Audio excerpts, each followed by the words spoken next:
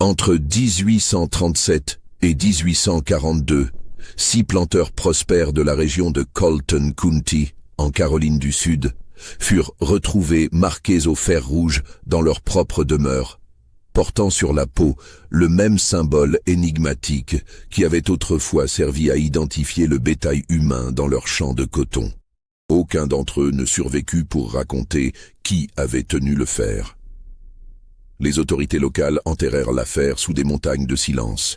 Mais dans les cahiers personnels d'un médecin de campagne retrouvé 150 ans plus tard, un nom revenait sans cesse, murmuré avec une terreur respectueuse, Betsy.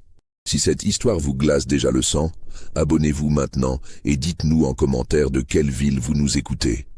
Parce que ce qui suit va bien au-delà de ce que vous imaginez.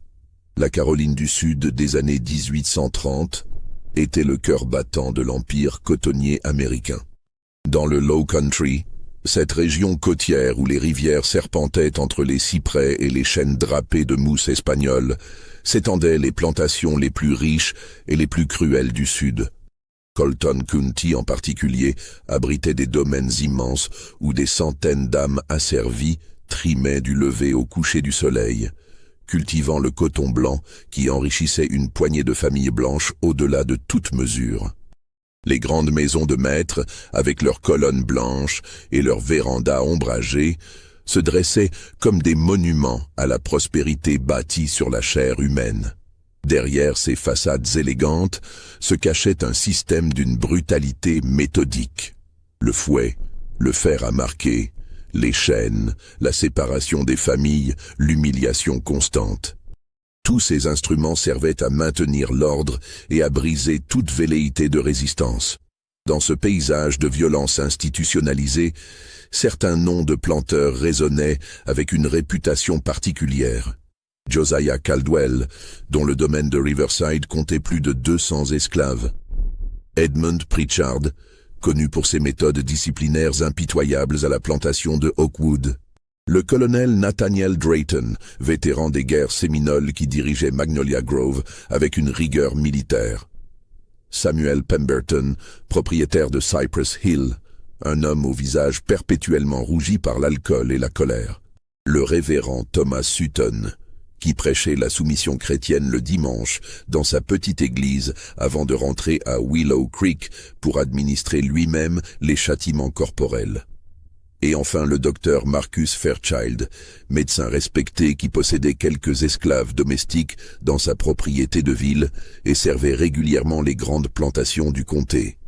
Ces 6 hommes formaient l'élite locale. Ils se connaissaient bien, dînaient ensemble, négociaient des transactions commerciales, participaient aux mêmes assemblées.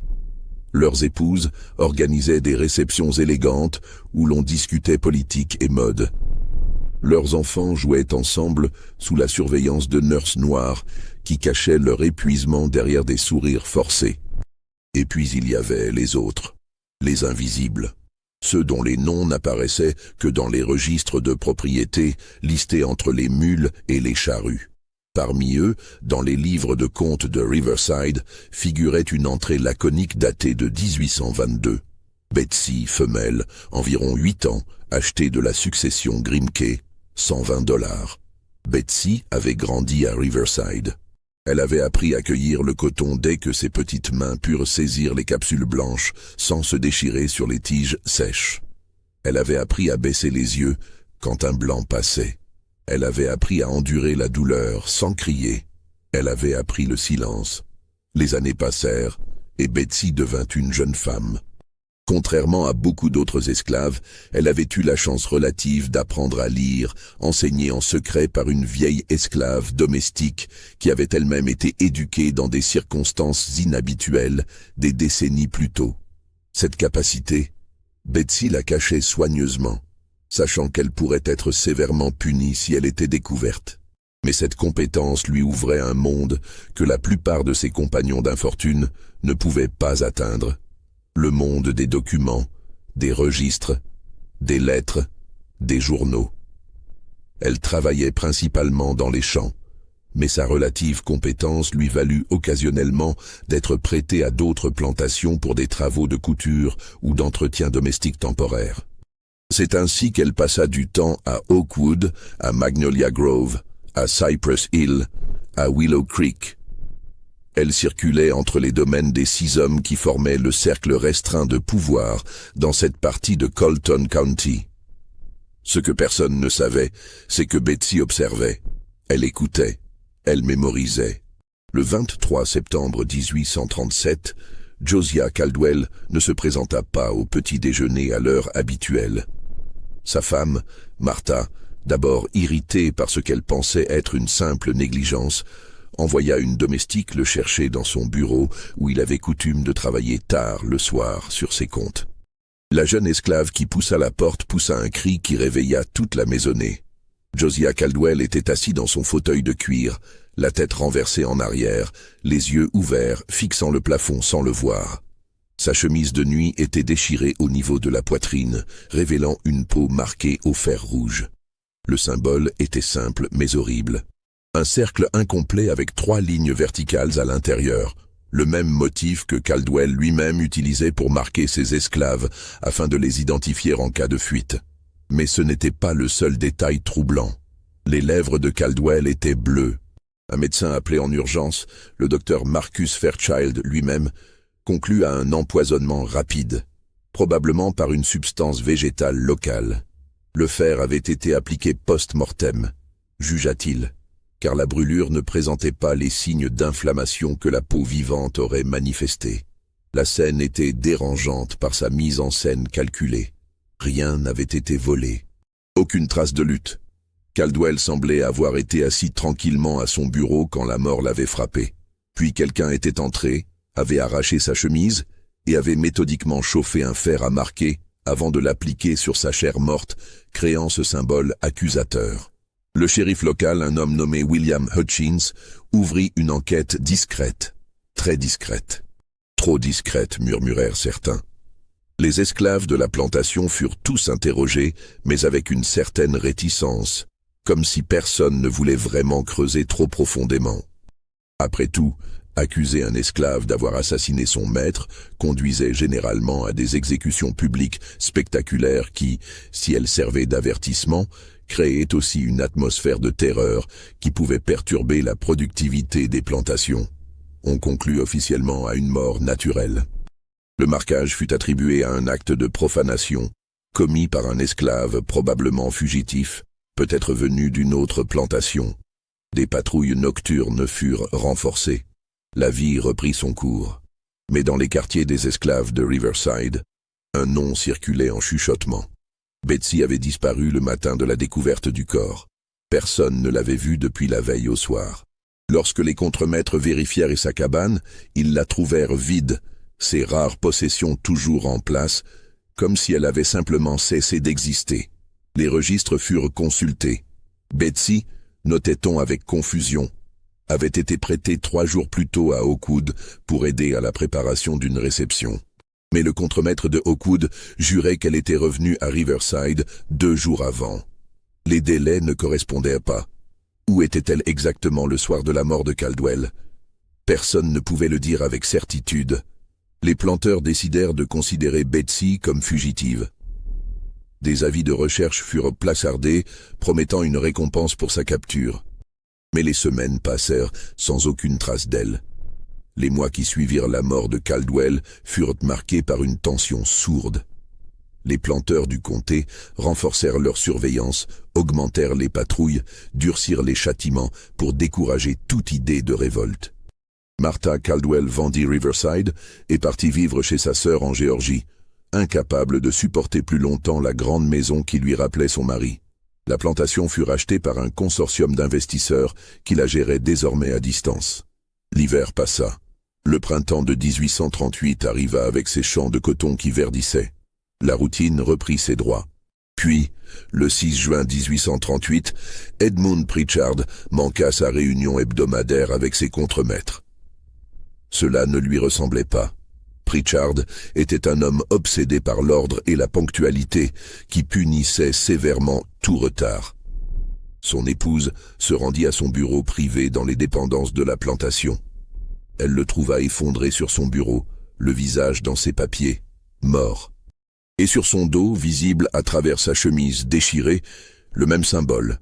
Un cercle incomplet avec 3 lignes verticales, brûlées profondément dans la chair. Cette fois, l'autopsie menée par le docteur Fairchild révéla une mort par suffocation. Les poumons de Pritchard étaient enflammés, comme s'il avait inhalé quelque chose de toxique.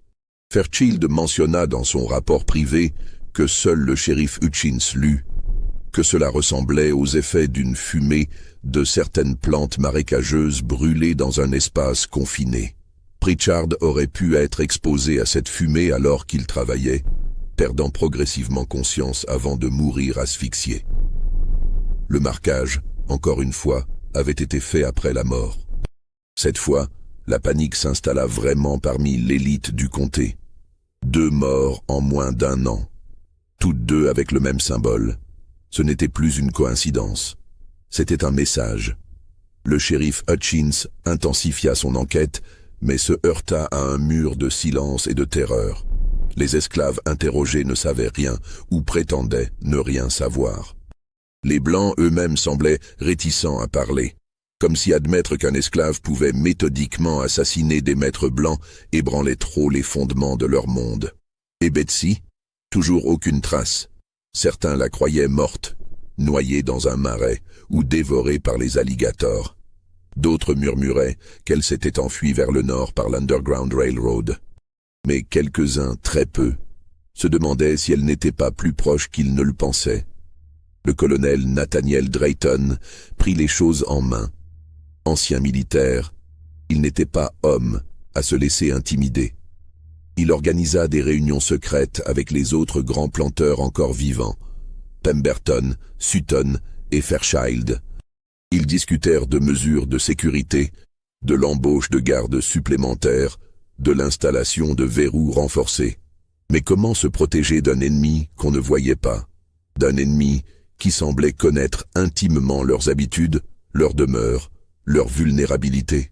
L'été 1838 fut étouffant, pas seulement à cause de la chaleur humide du Low Country, mais aussi à cause de l'atmosphère de suspicion qui pesait sur tout le comté. Les planteurs dormaient mal.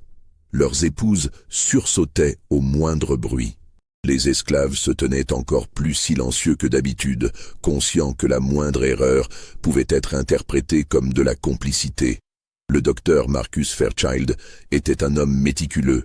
En tant que médecin, il tenait des journaux détaillés de ses observations médicales et de ses réflexions personnelles. Ces cahiers, découverts bien plus tard dans le grenier poussiéreux de ses descendants, révèlent un esprit de plus en plus tourmenté à mesure que les mois avançaient. Dans une entrée datée du 15 août 1838, Fairchild écrivait « J'ai examiné aujourd'hui les registres de la plantation Riverside pour l'année 1836. Une notation curieuse attire mon attention. Betsy, l'esclave disparue, fut transférée temporairement à plusieurs reprises cette année-là. Janvier à Oakwood, mars à Magnolia Grove, mai à Cypress Hill, juillet à Willow Creek, septembre chez moi pour aider ma propre domestique pendant que celle-ci était malade. Novembre de nouveau à Oakwood. Est-ce une coïncidence qu'elle ait travaillé dans chacune des demeures des hommes maintenant décédés, ou encore parmi nous qui étions proches de Caldwell? Dois-je en parler au shérif? Mais que prouverait cela? Que pourrait faire une seule femme esclave contre des hommes comme nous? Cette entrée est révélatrice. Fairchild avait identifié le lien, mais hésitait à l'explorer pleinement. Peut-être par incrédulité, peut-être par peur de ce qu'il pourrait découvrir sur lui-même et ses pairs. Le 22 octobre 1838, le colonel Drayton fut trouvé mort dans son lit à Magnolia Grove. Cette fois, la cause de la mort était moins évidente. Aucune marque externe, aucun signe de violence, si ce n'est le symbole désormais familier brûlé sur son torse. Fairchild, appelé pour l'autopsie, nota dans son journal que Drayton semblait avoir succombé à un arrêt cardiaque brutal. Mais en examinant plus attentivement, il découvrit de minuscules piqûres sur le cou du colonel, presque invisibles. « Quelque chose l'a piqué », écrivit Fairchild. Une injection, un insecte venimeux. J'ai entendu parler de certaines pratiques des esclaves venus d'Afrique, de connaissances sur des venins, des plantes, des méthodes qui échappent à notre science médicale européenne. Est-ce possible qu'une telle connaissance soit utilisée ici? Mais qui et comment? Les 3 planteurs restants, Pemberton, Sutton et Fairchild lui-même, étaient maintenant dans un état de panique à peine contenu. Ils engagèrent des gardes armés pour patrouiller leurs propriétés jour et nuit. Ils firent installer des serrures multiples sur toutes les portes. Certains envisagèrent même de quitter temporairement le comté. Le révérend Thomas Sutton, dans un sermon désespéré devant sa petite congrégation le dimanche suivant la mort de Drayton, parla de la colère divine, de péchés non avoués qui revenaient hanter les pécheurs. Son sermon fut interrompu par ses propres sanglots. Les fidèles, mal à l'aise, quittèrent l'église plus rapidement que d'habitude. Samuel Pemberton se mit à boire encore plus qu'à son habitude, passant ses soirées enfermé dans son bureau à Cypress Hill, avec une bouteille de whisky et un pistolet chargé posé sur le bureau. Et pendant ce temps, la vie continuait dans les quartiers des esclaves. Les gens travaillaient, mangeaient, dormaient, priaient dans leurs assemblées secrètes. Mais parfois, la nuit, certains entendaient un chant lointain, porté par le vent depuis les marécages. Une voix de femme, basse et mélodieuse, chantant un air qu'ils ne reconnaissaient pas tout à fait, quelque chose entre un spiritual et une berceuse africaine. Quand ils tendaient l'oreille pour mieux écouter, le chant s'arrêtait. Était-ce réel?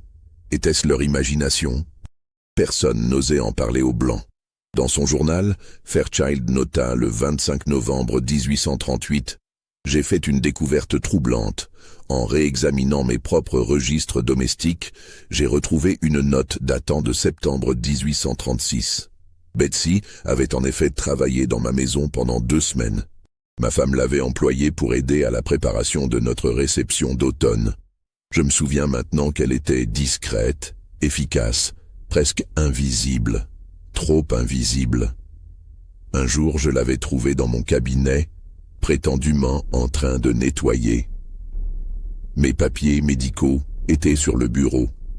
Lui ai-je laissé le temps de les lire? Sait-elle lire? Je ne lui ai jamais posé la question. Pourquoi l'aurais-je fait? Ce n'était qu'une esclave. Mais maintenant, je me demande, qu'a-t-elle vu? Qu'a-t-elle appris? Le début de l'année 1839 apporta un froid inhabituel pour la Caroline du Sud. Les champs de coton dormaient sous un ciel gris. Dans cette atmosphère lugubre, le révérend Thomas Sutton tenta de maintenir une façade de normalité. Il continuait à prêcher, à visiter ses paroissiens, à superviser Willow Creek. Mais ses nuits étaient hantées. Dans son journal personnel, découvert après sa mort, il écrivait « Je ne dors plus sans chandelle allumée. Chaque ombre semble porter un visage. Chaque craquement de la maison ressemble à des pas.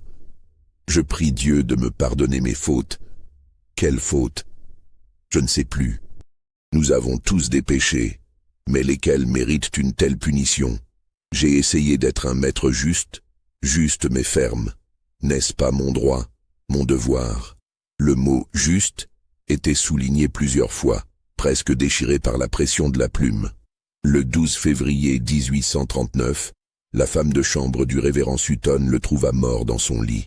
Contrairement aux autres, il semblait paisible, comme endormi. Mais sur sa poitrine, révélée quand on souleva sa chemise de nuit, se trouvait le symbole brûlé dans sa chair froide. L'autopsie de Fairchild révéla que Sutton avait ingéré une dose mortelle d'une substance que le médecin ne put identifier avec certitude, mais qu'il supposa être un extrait de plante. Il l'a probablement prise dans son thé du soir, nota Fairchild. Sa tasse était encore sur la table de chevet, vide, avec un léger résidu au fond. Comment cette substance est-elle arrivée là? Qui l'a mise? Les domestiques jurent que personne n'est entré dans sa chambre après qu'il se soit retiré pour la nuit. Les portes étaient verrouillées de l'intérieur. Les gardes n'ont rien vu d'inhabituel. Pemberton et Fairchild se rencontrèrent en secret après les funérailles de Sutton. La réunion eut lieu non pas dans l'une de leurs propriétés, mais dans un petit hôtel de Charleston, loin de leurs domaines habituels. Ils discutèrent pendant des heures, essayant de comprendre le schéma, de trouver une protection. « Nous sommes les 2 derniers, dit Pemberton selon les notes que Fairchild gribouilla cette nuit-là. Les 6 qui étaient présents ce jour-là. Il ne reste que nous 2. Elle nous tue dans l'ordre. D'abord Caldwell, puis Pritchard, Drayton, Sutton. Nous sommes les suivants. Ce jour-là, écrivit Fairchild dans la marge, suivi d'un point d'interrogation. Quel jour? À quel événement Pemberton faisait-il référence? Plus loin dans ses notes, Fairchild ajoutait « Pemberton a trop bu ce soir. Il a parlé de choses que je préférerais ne pas avoir entendues. Il a mentionné une nuit de l'automne 1836, un incident à Riverside. Caldwell avait organisé ce qu'il appelait une démonstration éducative pour plusieurs d'entre nous. Il voulait nous montrer sa méthode pour briser les esclaves rebelles. Betsy avait été surprise en train de voler de la nourriture. C'était un mensonge, je le sais maintenant. Elle n'avait rien volé. Mais Caldwell voulait un exemple. Nous étions 6 à observer. Lui, Pritchard, Drayton, Sutton, Pemberton et moi. Caldwell l'a fait attacher. Il a personnellement appliqué le fouet. 20 coups. Puis il a sorti le fer à marquer, le même symbole qu'il utilisait pour son bétail. Il l'a chauffé jusqu'à ce qu'il brille rouge dans la nuit. Et il l'a appliqué sur son épaule gauche pendant qu'elle était encore attachée, consciente. Elle n'a pas crié, pas un son. Elle nous a regardés, un par un, nous fixant droit dans les yeux pendant que sa chair brûlait. Je me souviens de ses yeux. Je ne les ai jamais oubliés. Et maintenant je comprends. Elle se souvient aussi. Elle se souvient de chacun de nous. Cette entrée, écrite d'une main tremblante, révèle enfin le lien qui unissait les 6 victimes. Ils n'étaient pas simplement des planteurs du même comté. Ils avaient été les témoins et les complices d'une cruauté particulière infligée à Betsy. Ils l'avaient marquée. Et maintenant, elle les marquait en retour. Samuel Pemberton ne rentra jamais à Cypress Hill après cette réunion à Charleston. Il resta à l'hôtel, buvant jour et nuit, refusant de sortir. Le 15 mars 1839, la femme de chambre de l'hôtel le trouva mort dans sa baignoire. Noyé, sembla-t-il d'abord. Mais quand on sortit son corps de l'eau, on découvrit sur sa poitrine nue le symbole familier, brûlé dans sa chair. Comment était-ce possible? L'hôtel était gardé. Pemberton avait pris toutes les précautions. Et pourtant, quelqu'un, d'une manière ou d'une autre, était entré dans sa chambre, l'avait tué, l'avait marqué et était reparti sans laisser de traces. Le docteur Marcus Fairchild était maintenant le seul survivant des 6. Fairchild ne pouvait plus nier la vérité. Il écrivit dans son journal le 20 mars 1839. « Je suis le dernier. Elle viendra pour moi. Je le sais. Je mérite peut-être ce sort. Nous le méritions tous. Nous nous sommes comportés comme des dieux, décidant qui vivrait dans la douleur et qui mourrait dans l'oubli. Nous avons marqué leur chair comme on marque les animaux. Et maintenant, un de ces animaux s'est souvenu qu'elle était humaine, qu'elle avait une mémoire, une volonté, une capacité de vengeance. Il prit des dispositions. Il écrivit des lettres à sa femme et à ses enfants, qu'il plaça dans une enveloppe scellée avec instruction de ne les ouvrir qu'après sa mort. Il mit de l'ordre dans ses affaires. Il libéra ses propres esclaves domestiques, leur donnant des papiers d'affranchissement et de l'argent pour commencer une nouvelle vie. Ce geste, extraordinairement rare pour l'époque, causa un scandale parmi les planteurs restants de Colton County. Puis il attendit. Les jours passèrent. Les semaines. Fairchild dormait peu, sursautant au moindre bruit. Il avait déménagé dans une chambre au rez-de-chaussée de sa maison, avec toutes les fenêtres barrées et la porte verrouillée. Il gardait un pistolet chargé sous son oreiller et une chandelle toujours allumée. Le 12 avril 1839, il écrivit « Elle tarde. Pourquoi? Veut-elle que je souffre dans l'anticipation ? C'est une torture plus raffinée que je ne l'aurais cru possible d'une esclave illettrée. Mais peut-être n'est-elle pas illettrée. Peut-être avons-nous tous sous-estimé ce dont ces gens étaient capables quand on leur donnait une raison suffisante. Une raison comme la nôtre. Le 20 avril, au crépuscule, Fairchild reçut une visite inattendue. Une femme noire se présenta à sa porte, demandant à le voir. Elle prétendait être une herboriste. apportant des remèdes pour une épidémie de fièvre qui affectait les esclaves dans une plantation voisine. Fairchild, médecin consciencieux malgré tout, accepta de la recevoir dans son cabinet. Ce fut sa dernière erreur. Le lendemain matin, le voisin de Fairchild, inquiet de ne pas l'avoir vu de la journée, força la porte. Il trouva le médecin assis dans son fauteuil de cabinet, mort, les yeux ouverts, fixant quelque chose d'invisible devant lui. Sur sa poitrine, arrachée par une main précise, sa chemise révélait le symbole brûlé profondément dans sa peau. Mais cette fois, il y avait plus. Sur le bureau de Fairchild, soigneusement disposé, se trouvaient 6 objets.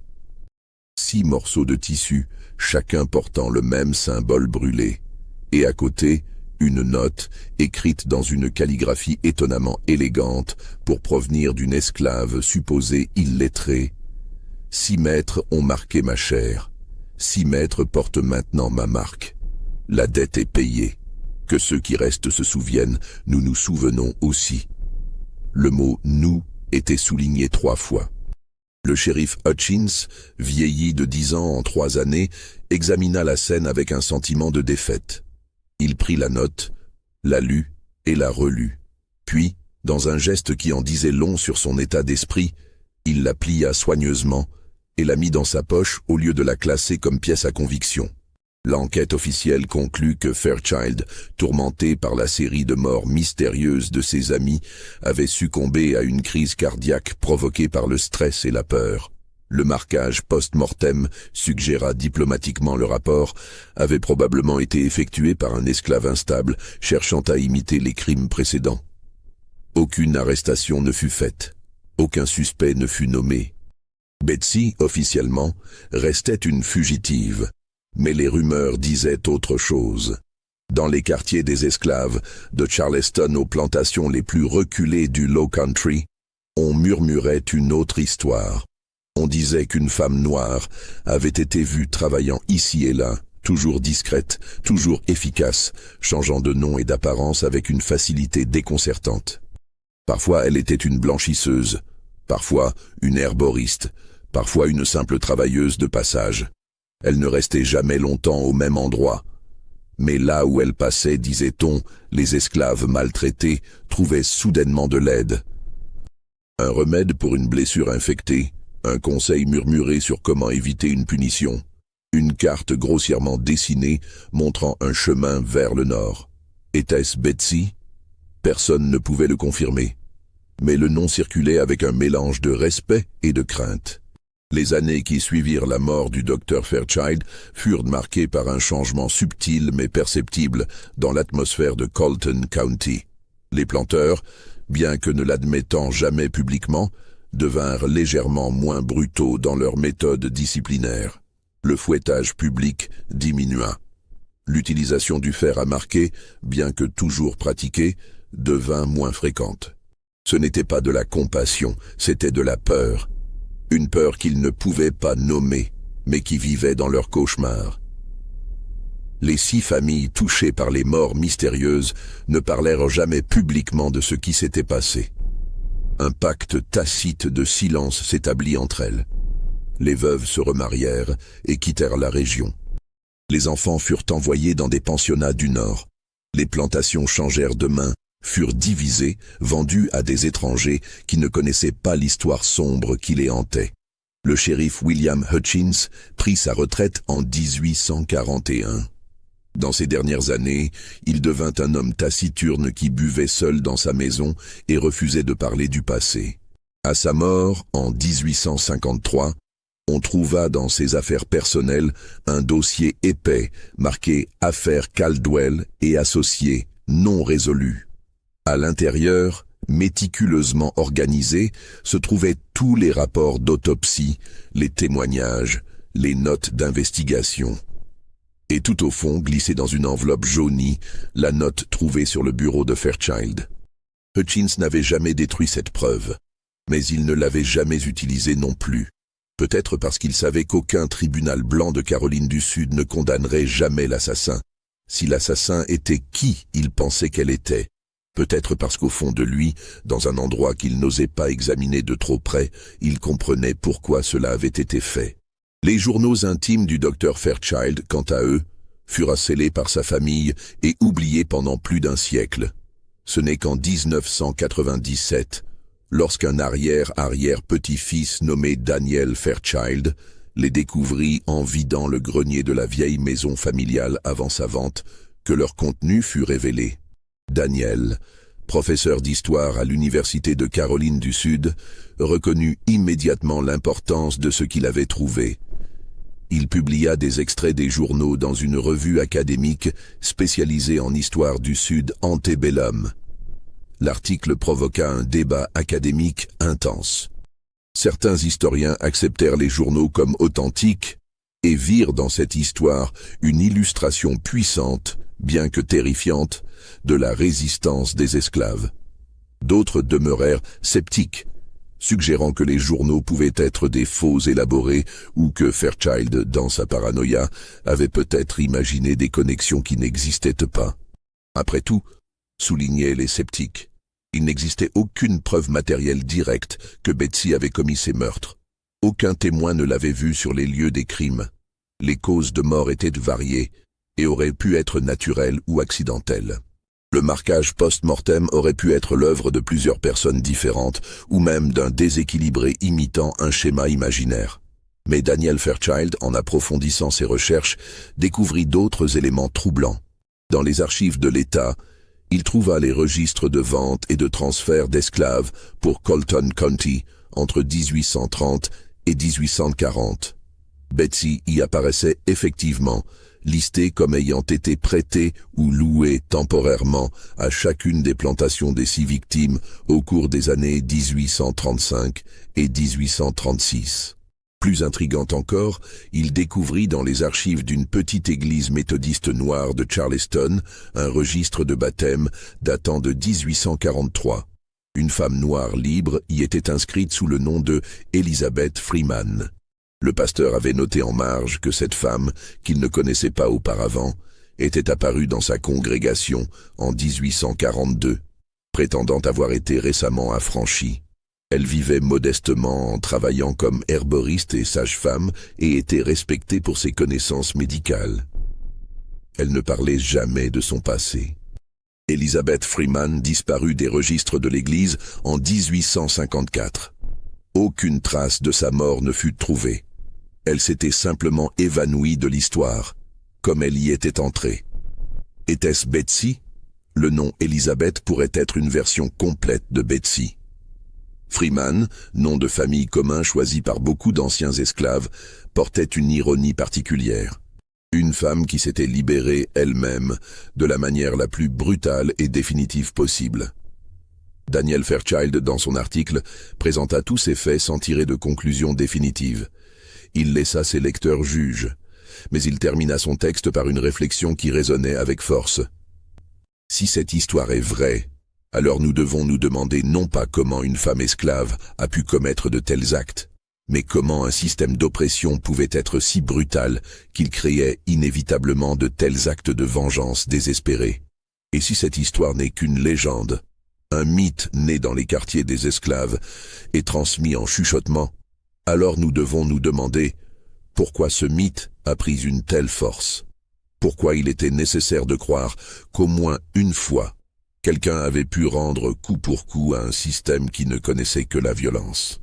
Les descendants des 6 familles impliquées ne commentèrent jamais publiquement l'article de Daniel Fairchild.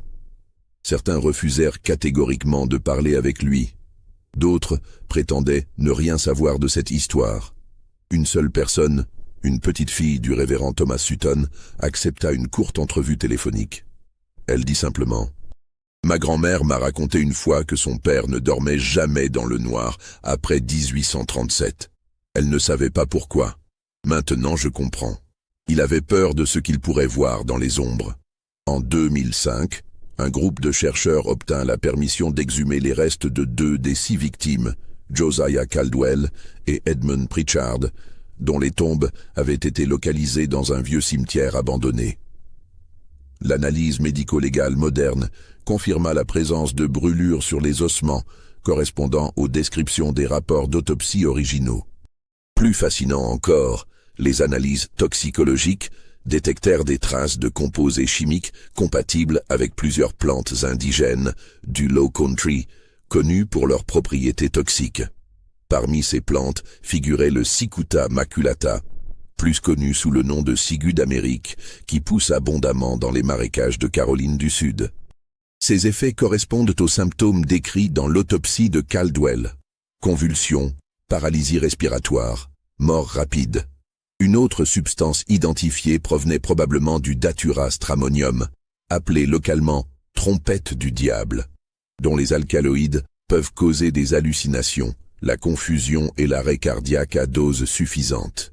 La connaissance de ces plantes et de leurs usages était répandue parmi les esclaves, particulièrement ceux qui servaient comme guérisseurs ou qui avaient maintenu des traditions africaines de médecine par les plantes. Les planteurs blancs, dans leur arrogance, sous-estimaient systématiquement les connaissances que possédaient ceux qu'ils opprimaient. Si cette histoire vous glace le sang, dites-nous en commentaire ce que vous pensez vraiment s'est passé. Betsy était-elle réelle? Ces 6 hommes méritaient-ils leur sort? Frappez sur j'aime si vous voulez plus d'histoires comme celle-ci.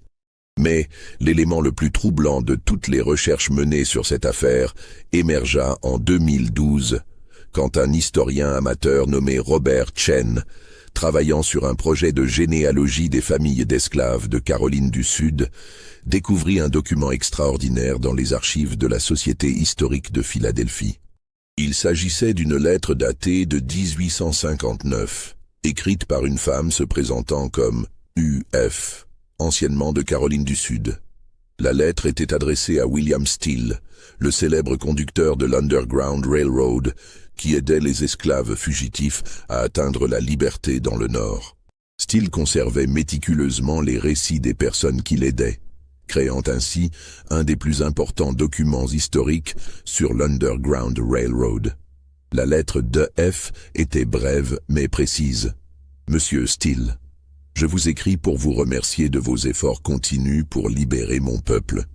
Bien que je n'ai jamais eu le plaisir de travailler directement avec vous, votre réputation m'a inspiré dans mes propres petits efforts pour aider ceux qui cherchent la liberté. Je suis maintenant âgé et mes forces diminuent, mais je voulais que quelqu'un sache que j'ai fait ce que je pouvais, à ma manière. Il y a longtemps, 6 hommes ont décidé que j'étais leur propriété, que ma chair leur appartenait pour être marquée comme ils marquaient leurs mules. Je leur ai montré qu'ils se trompaient. La marque peut brûler la peau, mais elle ne touche pas l'âme. Et l'âme, monsieur Steele, l'âme se souvient, elle attend, et quand le moment vient, elle agit.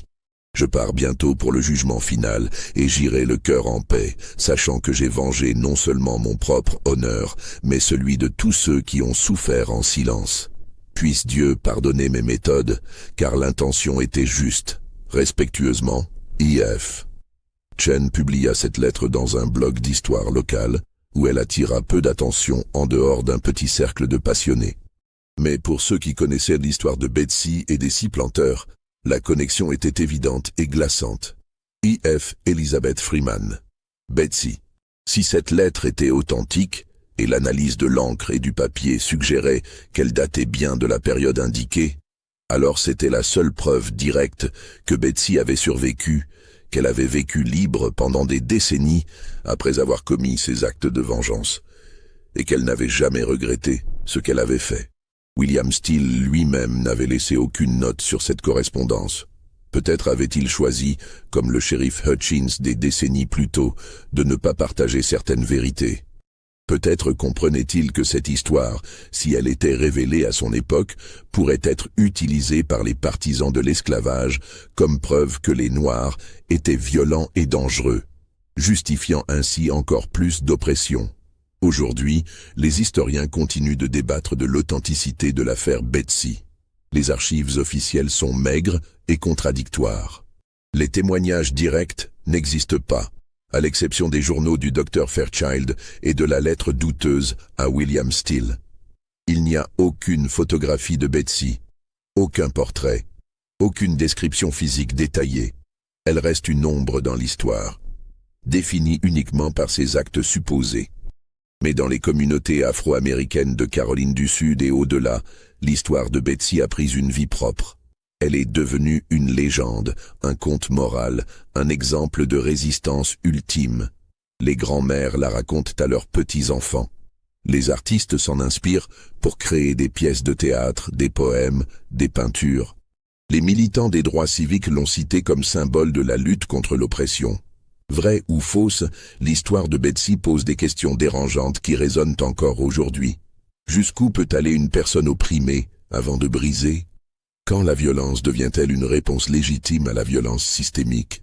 Comment un système qui déshumanise peut-il être surpris quand ses victimes répondent avec des méthodes tout aussi brutales que celles utilisées contre elles? Il n'y a pas de réponse simple. Il ne peut pas y en avoir. Parce que reconnaître la légitimité de la vengeance de Betsy, c'est admettre l'horreur indicible du système qui l'a créée. Et refuser de reconnaître cette légitimité, c'est nier l'humanité fondamentale de ceux qui ont souffert sous l'esclavage, leur droit à la colère, leur droit à la justice, même une justice aussi sombre et sanglante que celle-ci. Le symbole que Betsy a brûlé sur la chair de ses bourreaux, ce cercle incomplet avec 3 lignes verticales, a lui-même fait l'objet d'analyses. Certains chercheurs pensent qu'il pourrait représenter un motif africain traditionnel, peut-être transmis secrètement parmi les esclaves comme symbole de résistance. D'autres suggèrent qu'il pourrait avoir une signification plus personnelle, un message codé que seule Betsy comprenait pleinement. Une interprétation particulièrement poignante a été proposée par une anthropologue spécialisée dans la culture africaine-américaine. Selon elle, le cercle incomplet pourrait représenter une vie brisée, un cycle interrompu. Les 3 lignes verticales pourraient symboliser 3 générations, passé, présent et futur, toutes marquées par la violence de l'esclavage.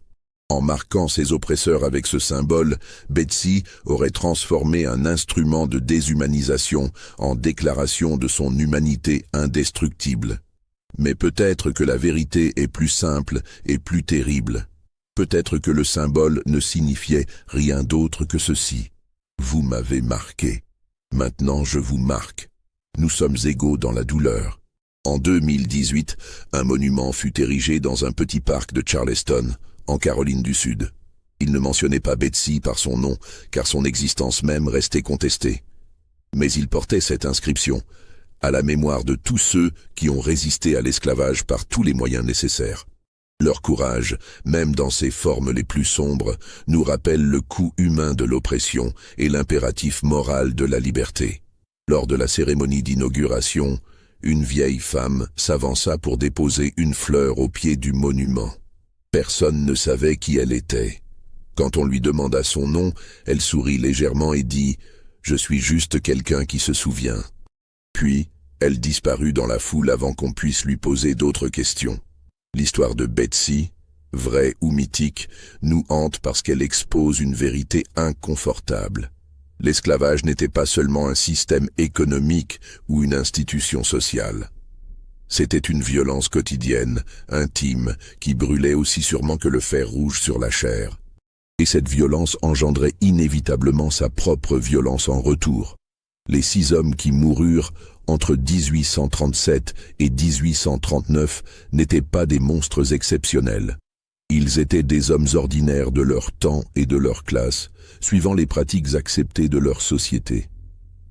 C'est peut-être ce qui rend leur sort encore plus dérangeant.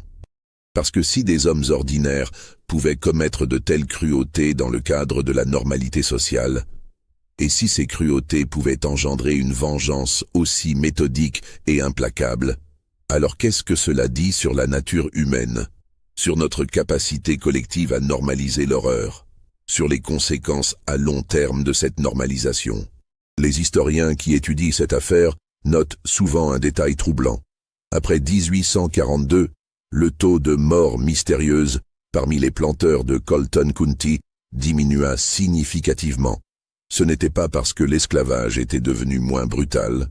L'histoire nous montre clairement que ce n'était pas le cas. Mais peut-être que la légende de Betsy, vraie ou fausse, circulant en murmure dans les grandes maisons et les quartiers des esclaves, avait introduit un élément de peur qui n'existait pas auparavant. Les maîtres d'esclaves avaient toujours craint les révoltes ouvertes, les incendies, les empoisonnements massifs. Mais l'idée qu'un esclave individuel pourrait méthodiquement traquer et éliminer ses oppresseurs un par un, sur une période de plusieurs années, avec une patience et une intelligence qui défiaient tous les stéréotypes racistes sur lesquels reposait le système, c'était un type de peur nouveau et plus profond. C'était la peur de reconnaître l'humanité complète de ceux qu'on opprimait. Leur capacité à se souvenir, à planifier, à attendre le moment propice, à agir avec la même froideur calculée que celle utilisée contre eux. Dans les dernières années, plusieurs romanciers et scénaristes ont tenté d'adapter l'histoire de Betsy pour le cinéma ou la télévision.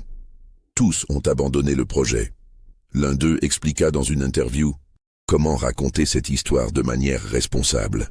Si vous faites de Betsy une héroïne sans nuance, vous glorifiez le meurtre. Si vous la faites paraître monstrueuse, vous trahissez la réalité de ce qu'elle a enduré.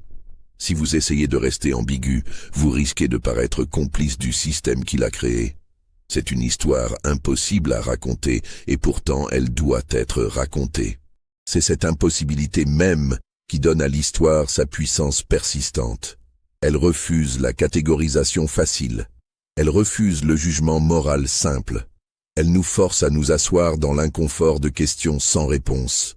Les tombes des 6 hommes existent toujours, dispersées dans différents cimetières de Caroline du Sud.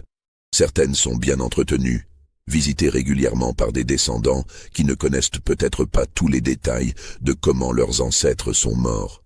D'autres sont abandonnées, envahies par les mauvaises herbes, les noms sur les pierres tombales à peine lisibles après presque 2 siècles d'exposition aux éléments. Il n'y a pas de tombe pour Betsy. Si elle a existé, si elle a vécu jusqu'en 1859 ou au-delà, personne ne sait où elle est enterrée. Peut-être dans un cimetière noir anonyme quelque part dans le nord. Peut-être même retournée en Caroline du Sud après la guerre civile, vivant ses dernières années sous un nom que personne ne reconnaîtrait. Ou peut-être, comme certains le croient dans les communautés locales, elle n'est jamais morte du tout. Peut-être que son esprit, ou du moins l'idée de son esprit, continue de hanter les vieilles plantations du Low Country, rappelant que chaque acte de cruauté laisse une marque qui ne s'efface jamais vraiment. Les guides touristiques qui organisent des visites de ces plantations historiques, maintenant transformées en musées ou en lieux de mariage luxueux, mentionnent rarement l'histoire de Betsy. Certains ne la connaissent même pas. D'autres choisissent délibérément de ne pas la raconter, préférant maintenir une version édulcorée du passé qui ne dérange pas les visiteurs. Mais parfois, un guide plus audacieux la mentionnera, généralement en fin de visite, comme une légende locale. Et invariablement, certains visiteurs deviennent silencieux, troublés par ce qu'ils viennent d'entendre. Ils regardent autour d'eux avec des yeux différents, voyant soudain les belles colonnes blanches et les jardins soignés pour ce qu'ils sont vraiment. Des monuments construits sur une souffrance incalculable. Un phénomène curieux a été rapporté par plusieurs de ces guides sur une période de plusieurs décennies. Certains visiteurs, particulièrement ceux d'origine africaine-américaine, affirment ressentir une présence étrange dans certaines parties des anciennes plantations, particulièrement dans les dépendances où vivaient autrefois les esclaves. Ils décrivent une sensation de chagrin écrasant mêlée à quelque chose de plus dur, quelque chose qui ressemble à une détermination inflexible. Un visiteur, un professeur d'histoire de l'université Howard, visitant Riverside en 2003, décrivit son expérience dans un essai publié plus tard. Je me tenais dans ce qui avait été les quartiers des esclaves, essayant d'imaginer comment c'était de vivre là, enchaîné non par des fers, mais par un système entier qui déclarait que vous n'étiez pas pleinement humain. Et soudain, j'ai eu la sensation la plus étrange. Pas de peur, pas exactement. C'était plus comme une reconnaissance, comme si quelqu'un me disait « Tu vois maintenant, tu comprends. Je ne crois pas aux fantômes, mais je crois aux échos. » Et cet endroit résonne d'échos si puissants qu'il semble presque vivant. Les psychologues qui étudient le trauma intergénérationnel ont commencé à s'intéresser à l'histoire de Betsy comme illustration d'un phénomène qu'ils appellent la vengeance déléguée. Dans les communautés qui ont subi une oppression systématique sur plusieurs générations, il émerge parfois des récits, réels ou mythiques, de représailles spectaculaires contre les oppresseurs. Ces récits servent de catharsis collective, permettant aux survivants et à leurs descendants de traiter psychologiquement la rage et l'impuissance qu'ils ressentent face à l'injustice historique. Que Betsy ait réellement existé et commis ces meurtres importe moins, de ce point de vue, que la fonction que son histoire remplit. Elle dit « Nous n'étions pas seulement des victimes passives. Nous avons résisté. Nous avons riposté. Et parfois, nous avons gagné. » C'est un récit de pouvoir, dans un contexte d'impuissance, de justice, dans un système d'injustice totale. Mais cette interprétation psychologique, aussi valide soit-elle, risque de réduire Betsy à un simple symbole, une fonction thérapeutique. Si elle était réelle, si elle a vraiment traqué et tué 6 hommes sur une période de 5 ans, alors elle était une personne avec sa propre intériorité complexe, ses propres pensées, ses propres peurs, ses propres justifications. Que pensait-elle pendant ces longues nuits où elle planifiait ses actions? Éprouvait-elle des remords, des doutes? Ou était-elle animée par une certitude morale absolue que ce qu'elle faisait était juste? Dormait-elle bien après avoir tué? Ou était-elle hantée par les visages de ses victimes, même si ces victimes avaient été ses tortionnaires? Nous ne le saurons jamais. L'histoire nous a laissé les contours de son histoire, mais pas son cœur. Nous savons ce qu'elle a peut-être fait, mais pas pourquoi, pas vraiment, pas de sa propre voix. Nous avons le journal d'un de ses bourreaux, rempli de sa culpabilité tardive et de sa peur. Nous avons des rapports officiels rédigés par des hommes qui voulaient enterrer la vérité. Nous avons une lettre douteuse qui pourrait être d'elle ou pourrait être un faux élaboré. Mais nous n'avons pas Betsy elle-même. Nous n'avons que son ombre, projetée longuement à travers l'histoire, encore visible presque 2 siècles plus tard.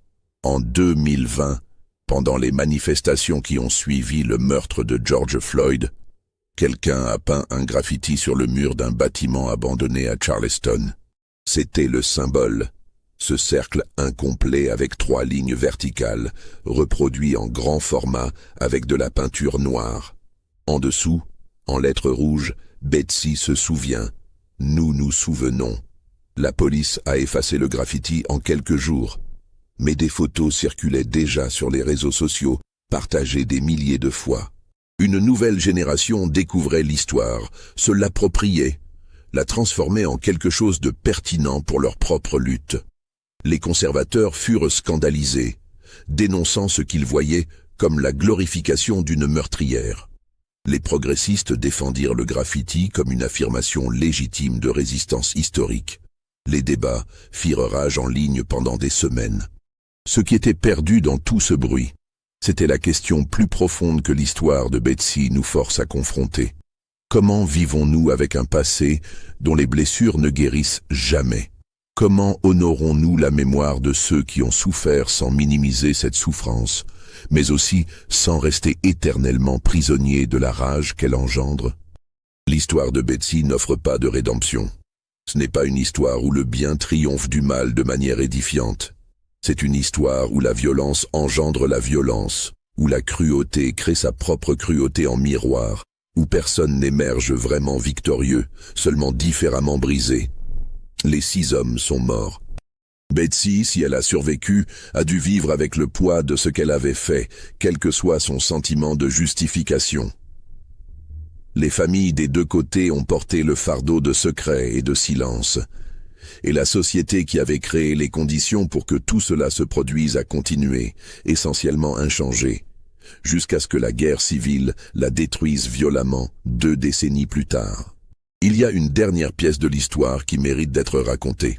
En 2015, des archéologues travaillant sur le site de l'ancienne plantation Riverside ont fait une découverte inattendue. En excavant ce qui avait été les quartiers des esclaves, ils ont trouvé sous une ancienne cabane une petite boîte en métal enterrée environ 1 mètre sous terre.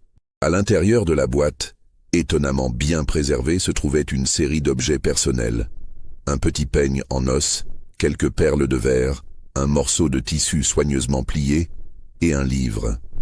Le livre, Un manuel de lecture de base datant du début du XIXe siècle contenait dans ses marges des annotations manuscrites en anglais. L'écriture était celle d'une personne qui avait appris à écrire secrètement, formant les lettres avec une précision studieuse mais légèrement maladroite.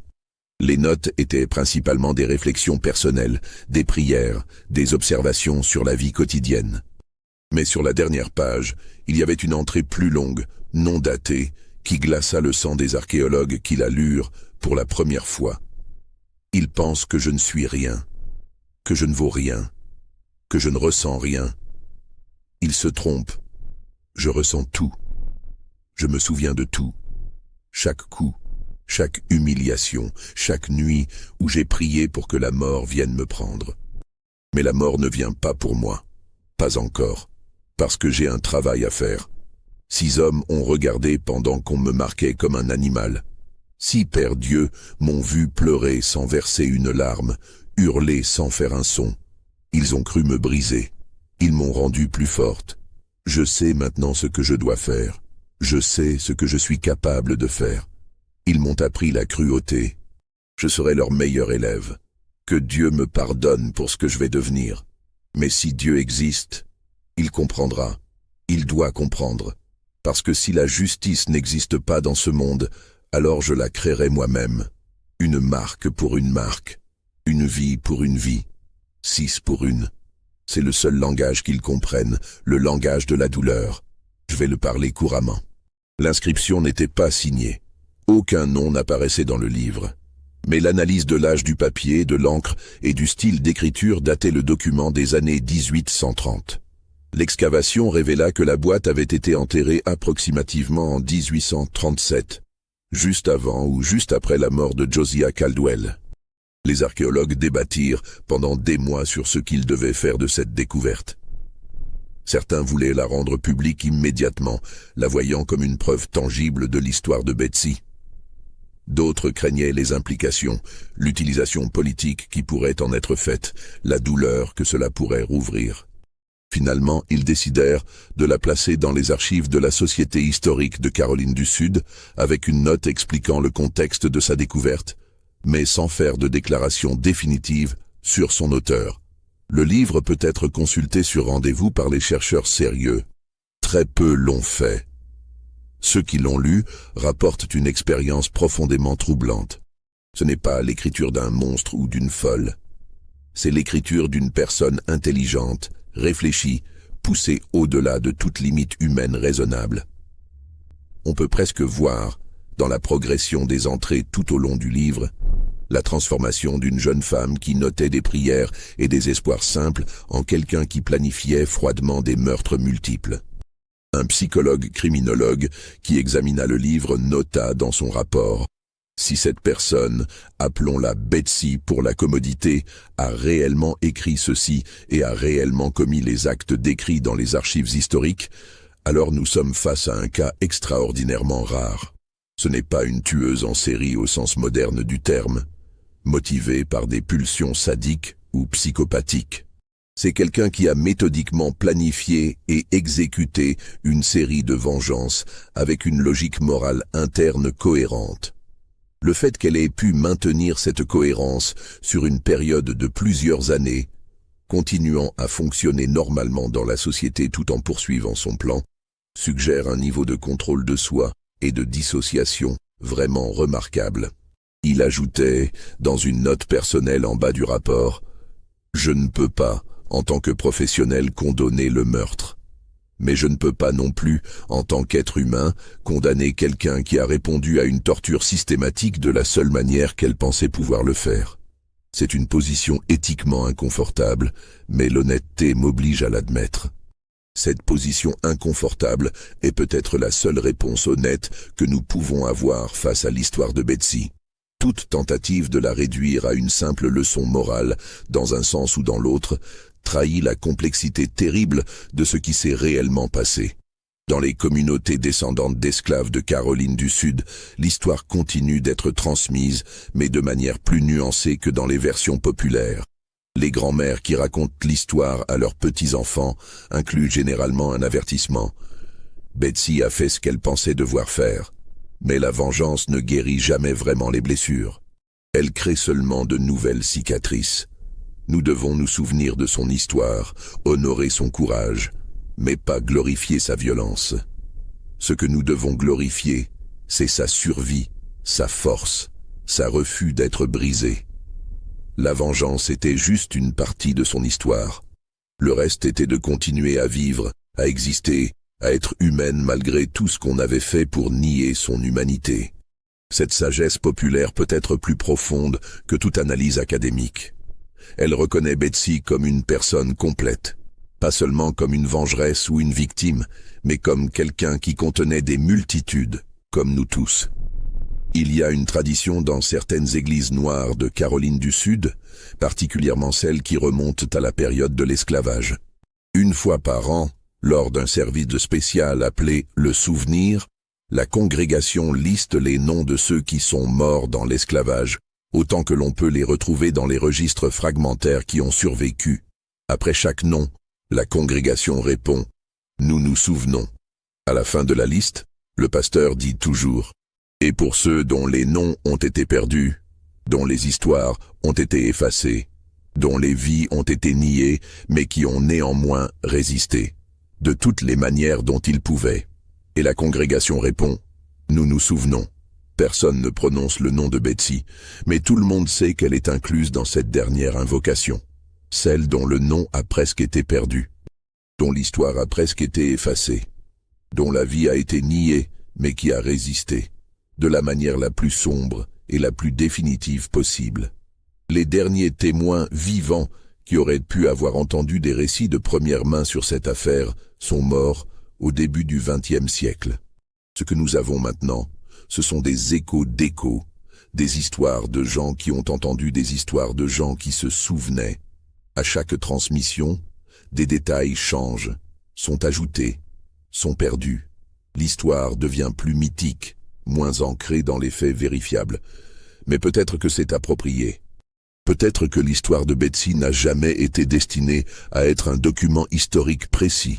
Peut-être qu'elle était toujours destinée à être quelque chose de plus grand et plus ambigu. Une parabole sur le pouvoir, la résistance, la justice et la vengeance qui transcendent les détails spécifiques pour toucher quelque chose d'universel sur la condition humaine. Qu'est-ce qui se passe quand une personne est poussée au-delà de toute limite? Qu'est-ce qui se passe quand un système construit sur la cruauté rencontre une volonté individuelle qui refuse d'être brisée? Qu'est-ce qui se passe quand la justice officielle échoue si complètement que les gens doivent créer leur propre justice, aussi imparfaite et terrible soit-elle? Ces questions n'ont pas de réponse simple. Elles ne peuvent pas en avoir, mais elles doivent être posées encore et encore à chaque génération. Parce que les conditions qui ont créé Betsy, bien qu'elles aient pris des formes différentes, n'ont jamais complètement disparu. L'oppression systématique existe toujours. La déshumanisation existe toujours. Et là où elles existent, la résistance existera aussi, sous des formes que nous pouvons comprendre et sous des formes qui nous terrifient. En 2023, un dramaturge afro-américain nommé Tamara Johnson a écrit une pièce intitulée simplement « Betsy ». Contrairement à d'autres adaptations, elle a choisi de ne pas montrer les meurtres du tout. Au lieu de cela, la pièce se concentrait sur 6 scènes, chacune montrant Betsy travaillant dans la maison d'un de ses futurs bourreaux, observant, écoutant, apprenant. Les meurtres eux-mêmes se produisaient entre les scènes, jamais montrées, seulement rapportées. La pièce se terminait avec une scène finale où une Betsy âgée, vivant libre dans le Nord des décennies plus tard, était visitée par une jeune femme qui avait entendu des rumeurs sur son passé et voulait savoir la vérité. La dernière réplique de la pièce, prononcée par Betsy, était « La vérité ? La vérité est que je ne sais plus qui j'étais avant qu'il ne me marque. Je ne sais plus qui je serais devenu si cela ne s'était jamais produit. Je sais seulement qui je suis devenu. Et je dois vivre avec cela jusqu'à ce que Dieu décide de mon sort. C'est la seule vérité que j'ai. » La pièce fut jouée dans plusieurs théâtres à travers le pays, recevant des critiques mitigées, mais provoquant invariablement des discussions intenses parmi le public. Lors d'une représentation à Atlanta, une femme dans le public se leva pendant la séance de questions-réponses après le spectacle et dit, les larmes coulant sur ses joues, « Mon arrière-arrière-arrière-grand-mère était une esclave en Caroline du Sud. » Je ne connais pas son nom, je ne connais rien de son histoire, mais en regardant cette pièce, j'ai pensé à elle, à ce qu'elle a peut-être enduré, à comment elle a survécu. Et je me suis senti fier d'être sa descendante, même si son histoire est perdue. Merci de nous donner une histoire à laquelle nous accrocher, même si nous ne pouvons pas savoir si elle est vraie. C'est peut-être le dernier mot sur l'histoire de Betsy. Vraie ou fausse, documentée ou mythique, elle donne aux descendants de personnes asservies une histoire de résistance, de pouvoir, de refus d'être brisée. Elle dit que même dans les circonstances les plus désespérées, l'agence humaine persiste. Que même quand tout est perdu, la capacité de choisir, d'agir, de résister, reste. Les 6 hommes qui moururent mystérieusement en Caroline du Sud entre 1837 et 1839 sont maintenant des notes de bas de page dans l'histoire, connues seulement par les spécialistes de l'ère de l'esclavage et par ceux qui s'intéressent spécifiquement à cette affaire étrange. Leurs noms ne figurent dans aucun manuel d'histoire. Leurs réalisations, si elles existaient, ont été oubliées. Ils sont définis entièrement par leur mort et par la marque qui fut brûlée sur leur chair. Betsy, si elle a existé, n'a laissé presque aucune trace officielle, quelques lignes dans des registres de plantation. Peut-être une lettre, peut-être un livre enterré, mais elle a laissé quelque chose de plus durable. Une histoire qui refuse de mourir, une légende qui continue d'être racontée, transformée, réinventée par chaque génération qui en a besoin. Dans ce sens, elle a gagné. Pas dans le sens où la justice a été rendue, car la justice véritable aurait signifié qu'elle n'aurait jamais été réduite en esclavage en premier lieu. Mais dans le sens où elle a refusé d'être effacée. Elle a refusé d'être juste une statistique, juste un numéro dans un registre de propriété. Elle est devenue, volontairement ou non, un symbole de la résistance la plus totale et la plus effrayante possible. Les historiens continuent de débattre. Les archéologues continuent de fouiller. Les descendants continuent de se souvenir.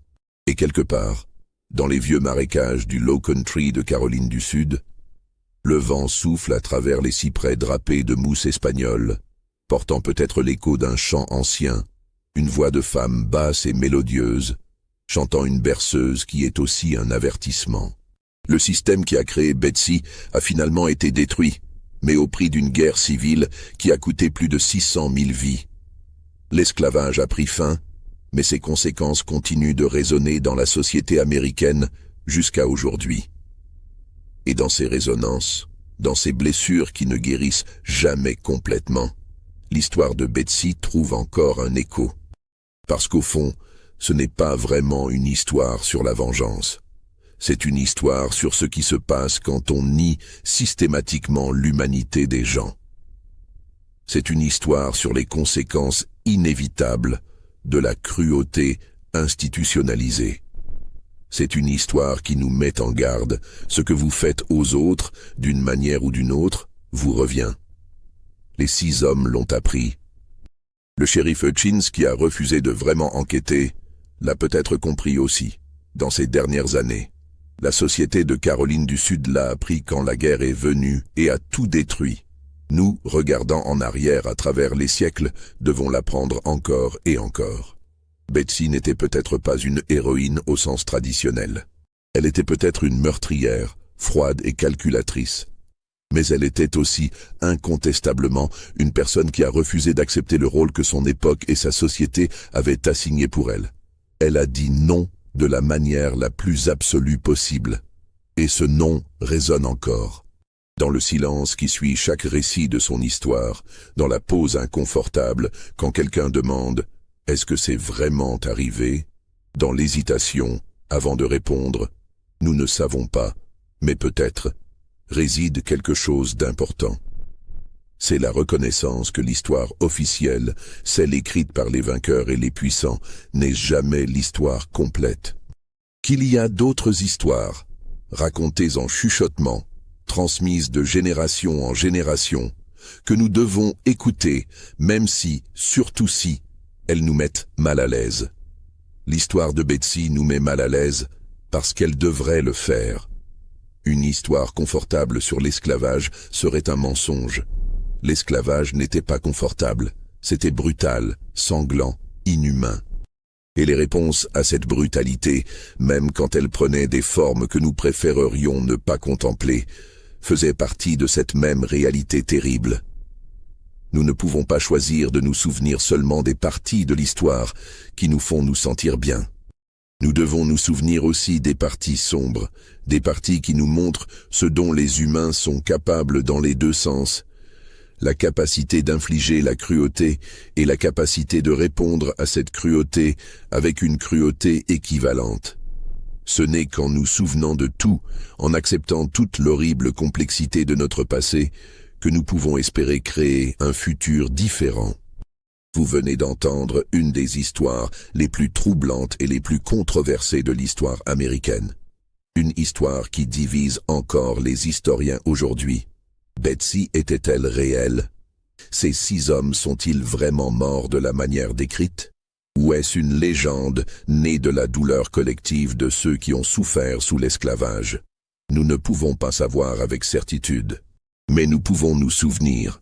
Nous pouvons réfléchir. Nous pouvons apprendre. Dites-nous dans les commentaires ce que vous pensez. Est-ce que tout cela s'est vraiment passé? Si oui, comment jugez-vous les actions de Betsy? Était-ce de la justice ou de la vengeance? Existe-t-il même une différence entre les deux dans un système aussi profondément injuste que l'esclavage? Si cette histoire vous a touché, ému, troublé ou fait réfléchir, abonnez-vous à notre chaîne pour plus d'histoires comme celle-ci. Des histoires qui explorent les recoins sombres de l'histoire, les événements qui nous mettent mal à l'aise, mais que nous devons connaître. Et partagez cette vidéo avec quelqu'un qui apprécie l'histoire complexe et non édulcorée. Parce que des histoires comme celle de Betsy méritent d'être racontées, même si, surtout si, elles nous forcent à confronter des vérités inconfortables sur notre passé et sur nous-mêmes. Les 6 hommes sont morts il y a presque 200 ans. Betsy, si elle a existé, est morte depuis longtemps aussi. Mais leur histoire vit encore. Et tant qu'elle vivra, tant qu'elle nous dérangera et nous fera réfléchir, elle servira son but. Nous rappeler que l'histoire humaine n'est pas une collection de faits neutres, mais un récit continu de choix, de conséquences, de justice et d'injustice, de cruauté et de résistance. N'oubliez jamais, ne cessez jamais de questionner, et ne détournez jamais les yeux des parties sombres de notre histoire commune. Parce que c'est seulement en les regardant directement que nous pouvons espérer ne pas les répéter. Jusqu'à la prochaine histoire, prenez soin de vous. Et souvenez-vous toujours, l'histoire n'est jamais aussi simple qu'elle paraît.